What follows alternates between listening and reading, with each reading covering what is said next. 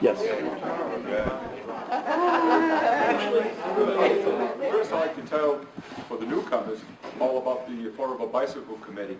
We've been formed for about 2 years. We started out maybe with about 4 or 5 people.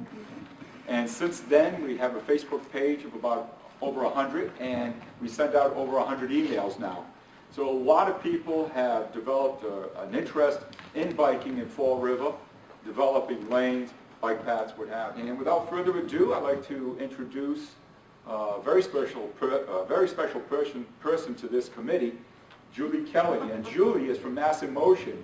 And I can tell you, without Julie Kelly, we wouldn't have been able to do anything. I mean, her actions, her work has been incredible. So, Julie? Thank you.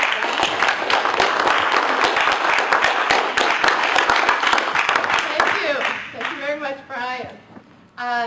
I don't want to say a word about Mass in Motion, but I want to start by saying that Steve Winslow is the Mass in Motion coordinator in Gloucester. So we are counterparts.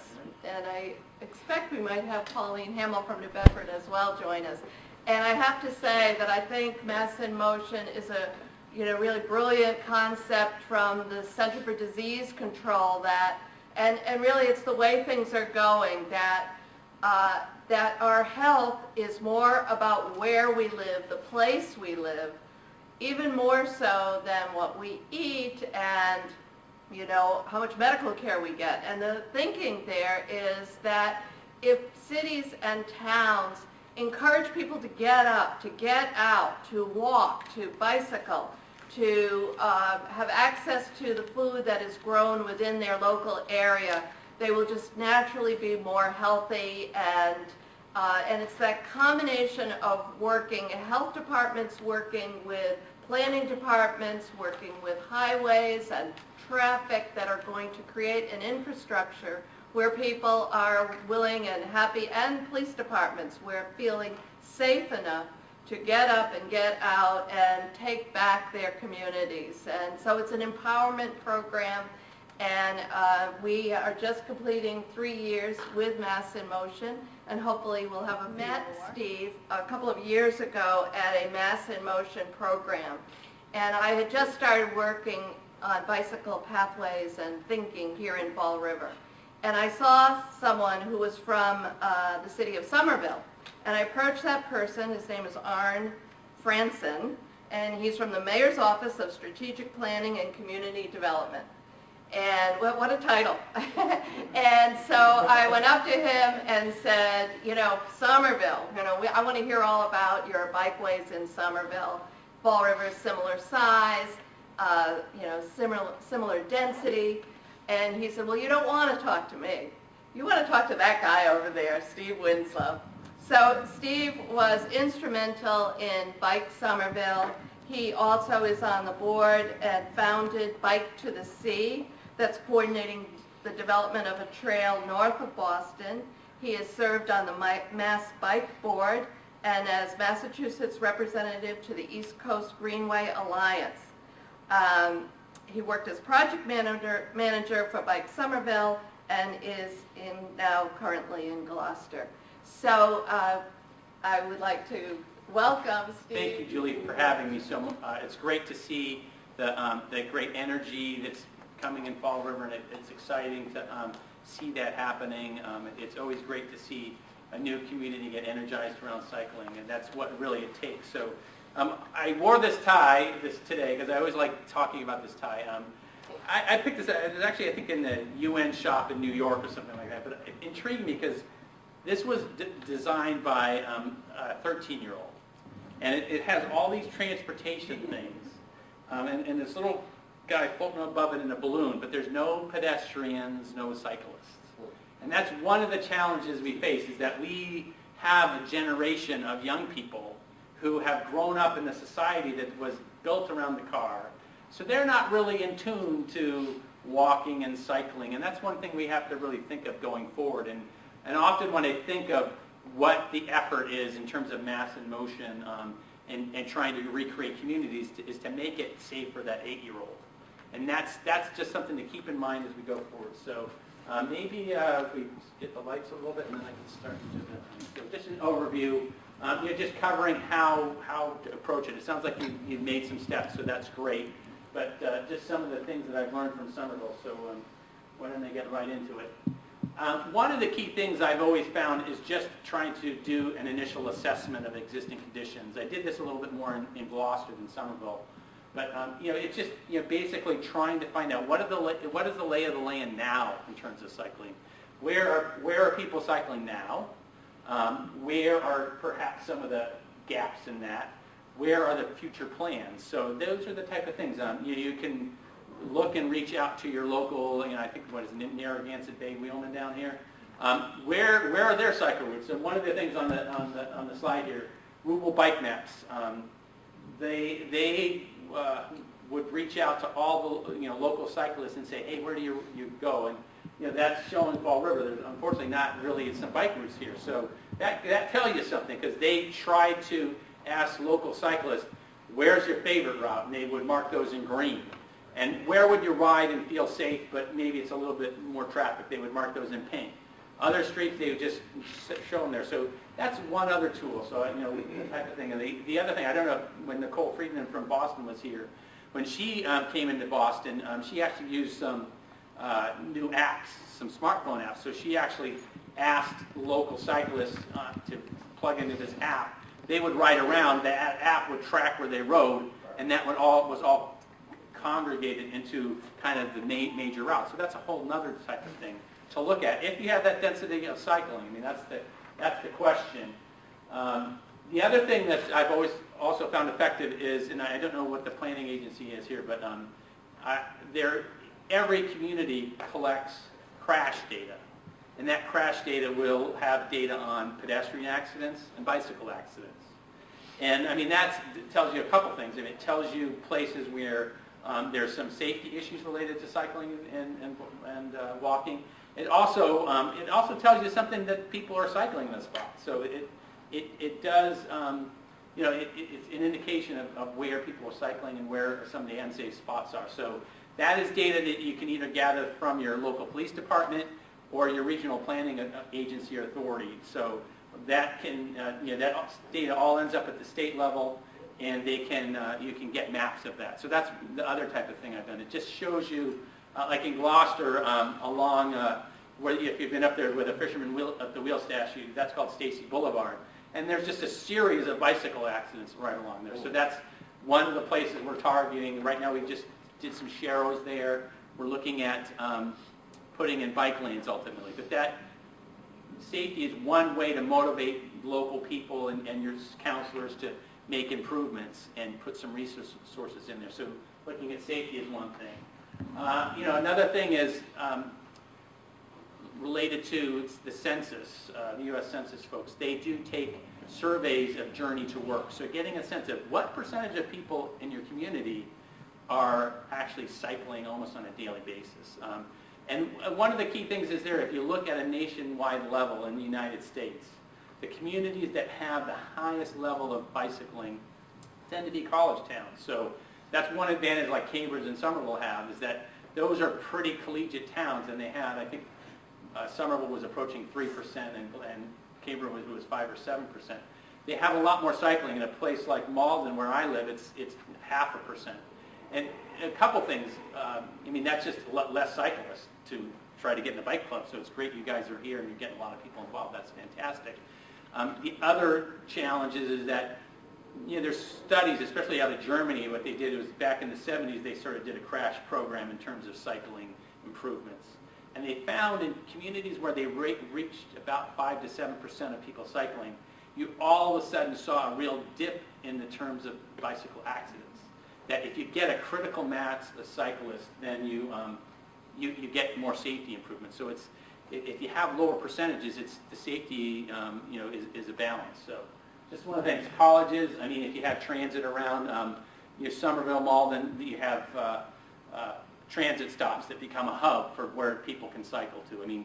People can readily cycle a couple miles to a location, not get sweaty for work and that type of thing. So those are the type of things you look at to do that assessment. And that's the type of thing you don't have to hire some big planning firm to do. this is something, you know, even the local bike committee can do. In Somerville, they actually, I'm just showing the bike crash location. So this is where, you know, just the key spots. Of course, a lot of those were along the state highway, so TCR's got to address those. But I mean, it did give us some indication of where to focus our resources and in terms of safety. One of the things I talked about, one of the things here you have that kind of forming bike committee, and also it sounds like you're getting a bike commission. Somerville, it was a hybrid.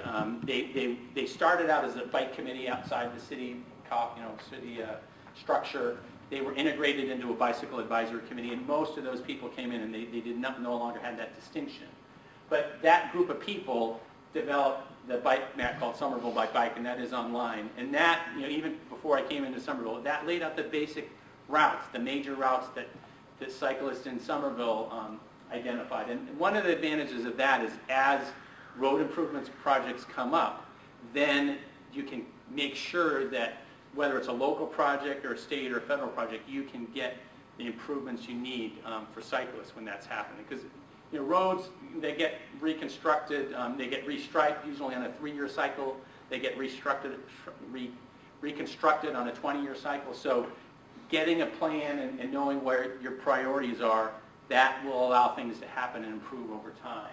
So right now in Gloucester, we're completing a complete streets plan. One of the things Gloucester being the old fishing community, there's a few opportunities to do improvements for cycling, but on-road cycling, there's some real limitations in terms of we're on a big granite rock and it's hard to expand roads. So, but we do have, in terms of our sidewalk system, there's just some small gaps, you know, in terms of where people can walk. Our middle school is surrounded by neighborhoods, but there's no sidewalk to the middle school. So that's the type of thing we're looking at. So, you know, that's the type of thing. Identify your major routes, and then that can also help you identify gaps. Like I said, in Somerville, that advisory committee really helped identify the major routes.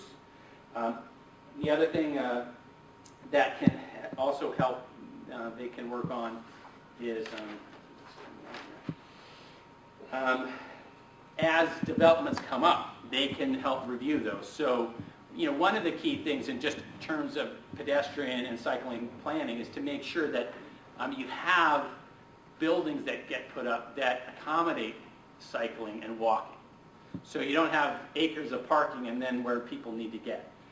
If you're going to have bike parking, you want it near the front door, not stuck way out. So that's the type of thing a bike committee or commission can give input on. The other type of things are, like I say, big development proposals. In Somerville, there's something called Assembly Square going up. The bike committee, along with some other transportation advocates, worked very hard to make sure that was a pedestrian-friendly community that's going in there. Just over there in the weekend, bike lanes throughout that. So that's the type of thing. If there's a development coming through, you can make sure that that new development gets bike and pedestrian accommodations in there. The other type of things that the bike committee did in Somerville was they developed some guidance on where they suggest bike lanes could go, as well as push to have a bicycle parking ordinance so that whenever a new residential development went in, there would be bike parking, preferably in the building, and as well as commercial development. So that's the type of thing that a committee can do. Just on education campaigns, I don't know, in Fall River, I mean, sometimes the police or maybe the Kiwanis or a local group has been doing bike safety fairs, but they don't necessarily have the expertise to like fix bicycles. So one of the things I've done in Malden is that we'll go to a safety fair and run the bike maintenance part, because they don't have that skill in terms of a civic group that might have a helmet giveaway. So that's something that way you can get stuff done, but you don't have to do it all. In terms of, like I say, in Somerville, there was also a group called the Friends of the Community Path. Once I came on board as the bike pedestrian coordinator, that group kind of faded away. But then the bike committee became the advocate for the pathway system. So it's not just necessarily about on-road improvements. They can do that type of improvement as well. And in Somerville, they did held a couple bike rides. They have an historic ride, and then they have a fall ride. So it's a way to get people together. And my local organization that I formed 20 years ago in Malden, called Bike to the Sea, this is our 20th year going on our Bike to the Sea ride. And what that has done is help build that organization and build sustained bike advocacy. It draws in people who might not otherwise come to a meeting, but you have people come to meetings, so that's good. But it creates an esprit de corps. It's a fun thing to focus on, and so that's a great thing that a bike committee can do. So, some other things you can look at is just look at your zoning. Does your zoning allow for uses that are really pedestrian and bicycle friendly? Are they requiring a lot of excess parking that becomes a barrier to having pedestrian and bike friendly communities? So that's one thing to look at. In Somerville, it just so happened that they only had a kind of one strip that was they call auto zone. It was basically for like car washes and stuff like that. But like in Gloucester, it's kind of crazy. Right next to the train station, you have car washes and auto repair stuff, and it's kind of incongruous to where you go. So again, development can happen over 20 to 50 year period. So having the right zoning that supports stuff is important.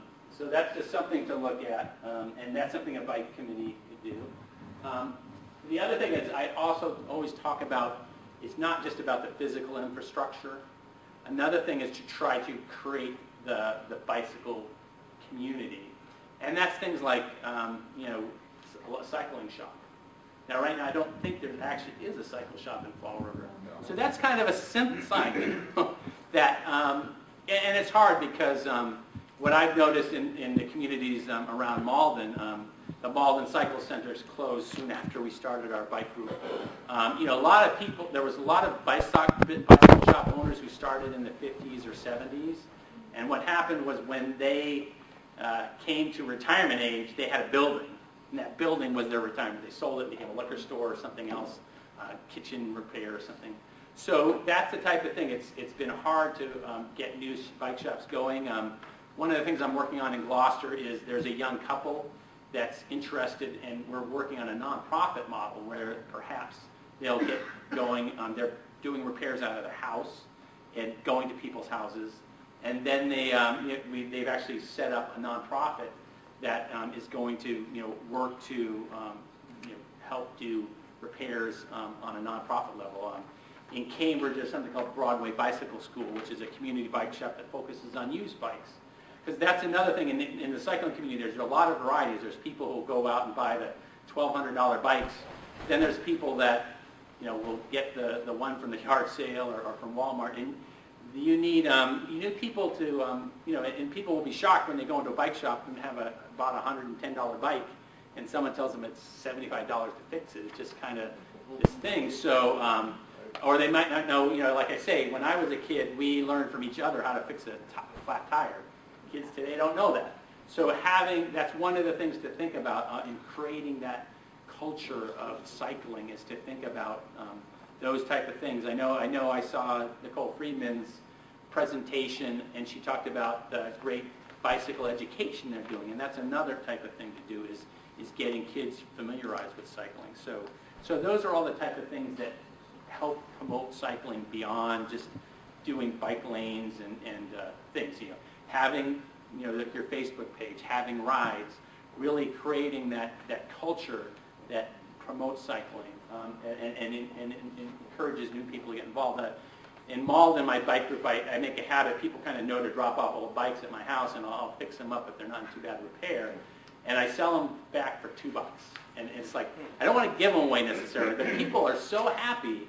Like $2, they're so happy, and it's a great way, especially where people are kind of on the cusp of whether they want to ride, and even spending $200-300 on a decent bike from a bike shop. That's a big commitment when you haven't been riding for a while. So a $2 bike, that's the type of thing that, like I say, a community bike shop could be another way to have inexpensive, well-maintained bikes that could get out there. It's just something to think about. It is something that is a sign of how vibrant your cycling community is if you don't have a bike shop.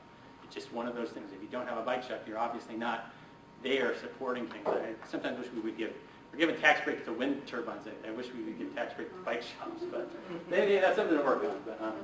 In terms of commuting, one of the big things that commuters want is showers. I'll tell you a story. When I was working in Boston, I started promoting Bike to Work Week, and one of the guys who biked in every day said, "Hey, don't want you to promote Bike to Work Week.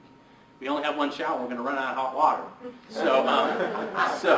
So he didn't. It's one of those interesting things. So that's the type of thing that if people are bicycling more than a couple miles, and they're going to want a shower and a place to change. So just something, again, that's something you could put in zoning, or encourage businesses to do that, or give incentives in your zoning to say if you do this, you can have less parking or something like that. So those are the type of things that a city can do. In terms of now we're talking about, this is sort of the bike committee that's the advocate.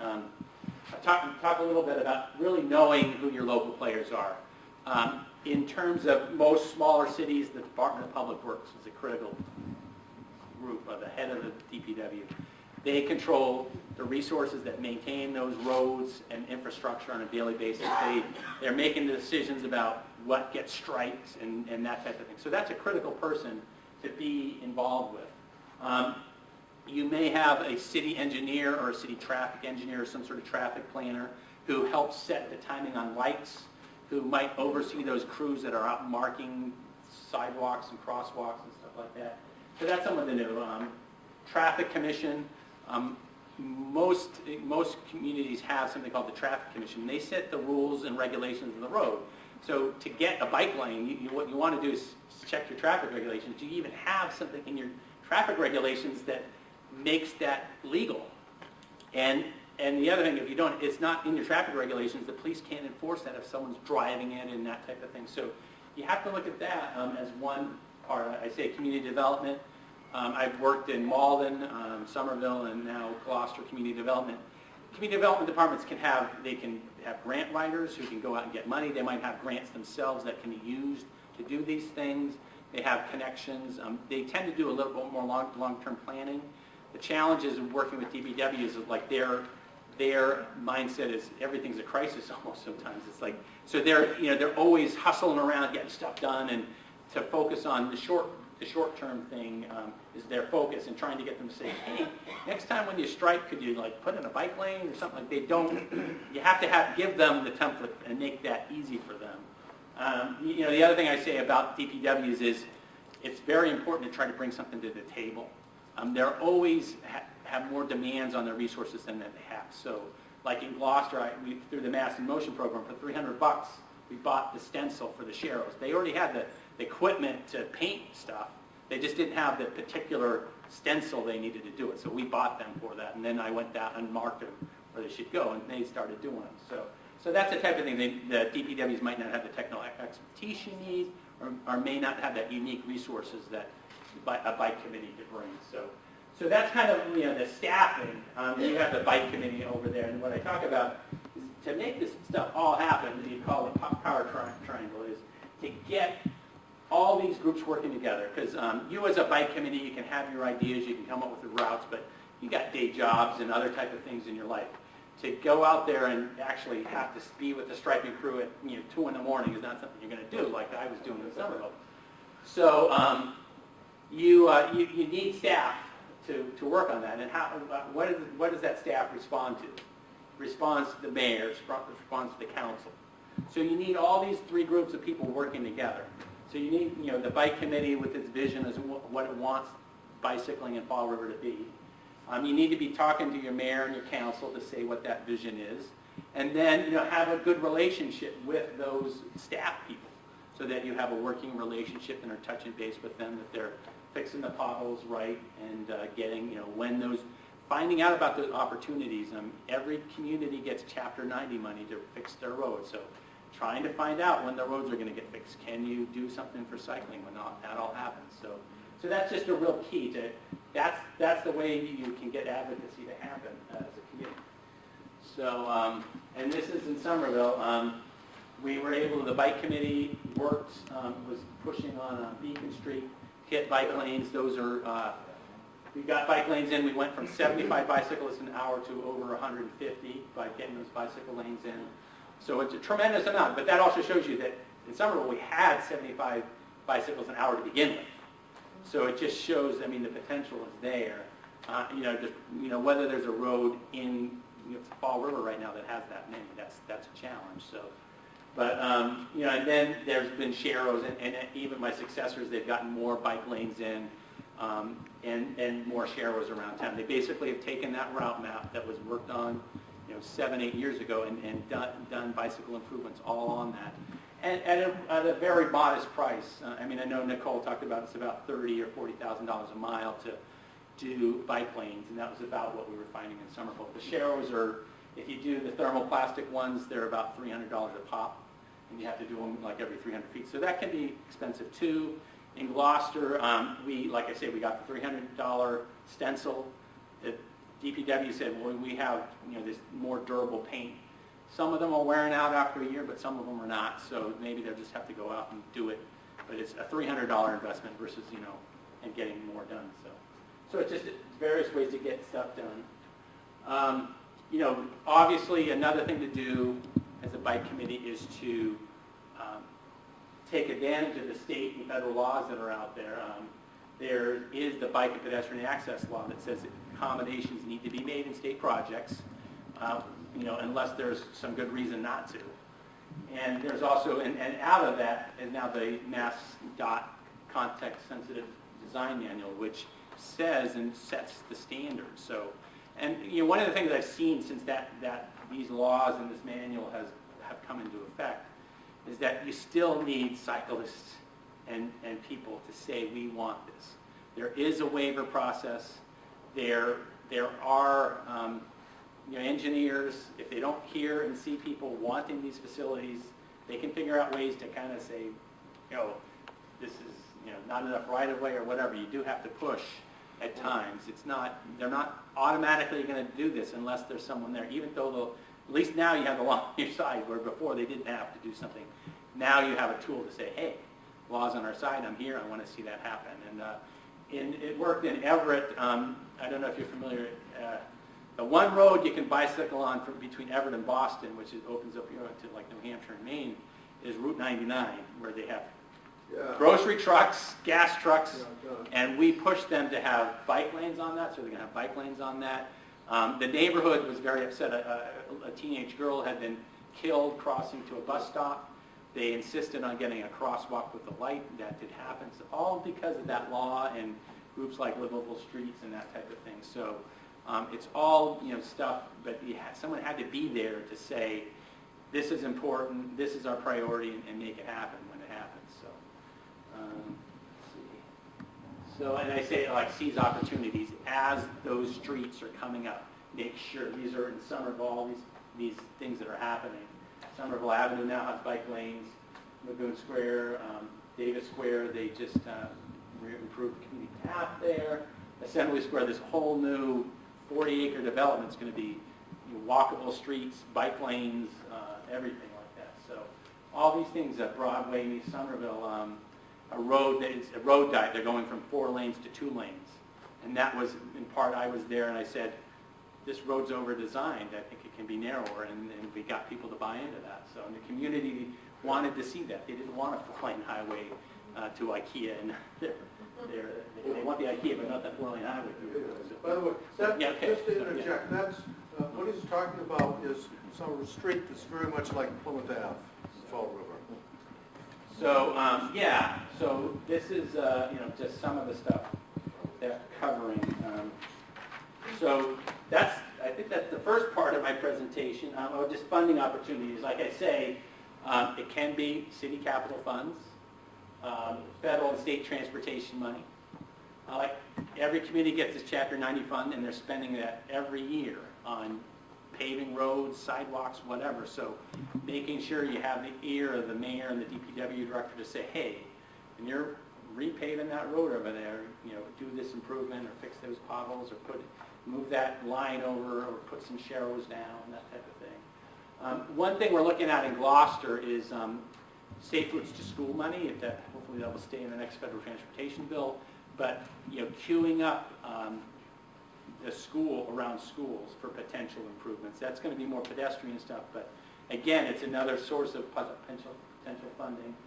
community development block grant funds in Malden that's actually paying for some improvements to the bike path there. It's helped hire the project manager for that project. So, so those are all potential sources of funds. And like I say, private development, you can get some mitigation and betterment funds in Everett. They're putting in a River's Edge technology park, and that developer's chipping in $10,000 for bike path. Another developer, the developers are realizing that people want green places. They want places that have walking and cycling built into them. So developers are getting this. So they'll pay for some planning. They get it. So if people are speaking up, this is the future. Sometimes the planning is behind where the developers want to be. So they're looking for support. On that, take a breath, and did that trigger people's minds? So I got one. How far is our bike path going to go? Well, Julie would know that, so I wasn't talking so much about paths, but I would. Yeah, that was my introduction. Well, before we talk about paths, anything more on kind of city bike planning, or any thoughts, or just? Bike lanes, was there an issue of taking parking away from bike lanes, or did you have a share? In Somerville, we avoided taking away parking generally. With you look at the design guidelines. Chicago has a very good bicycle manual. Basically, a street that's from curb to curb is 44 feet or wider, can accommodate parking on both sides, bike lanes, and 10-foot travel lanes. So it's possible with a street as narrow as 44 feet wide to have bike lanes. And what we did, that one street I showed you, Beacon Street in Somerville, there were some gaps where it was narrower than that. What we did there was we put sharrows in to kind of fill in the gaps. So we had a continuous bike facility where it wasn't not enough. And that was a big dispute. I mean, when I first came in Somerville, there was someone, Cambridge had put in bike lanes, and someone tragically had gotten what they call doored. They got knocked into a bus, and they got killed in a bike lane when they had just opened them up. And a lot of controversy there. And there was somebody on the Somerville Bike Committee who was adamantly opposed to anything that didn't meet the highest standard of bike lanes, and that you could not build one in Somerville, basically. And so, fortunately, that guy moved to Seattle, and then everybody in the bike committee came along and said, hey, we want bike lanes. So then we had the consensus, and things started happening, and we did go, make those things. So Cambridge has been bolder, and even Boston, they have taken away parking. I say that you have that. Those are communities that have a longer standing bike community. They have extremely supportive mayors. So you have to, work on that balance. I think some of it is to build up a strong enough bike community that type of thing can happen. But it is very controversial, and it's to be avoided if you can. And you got to pick your battles too.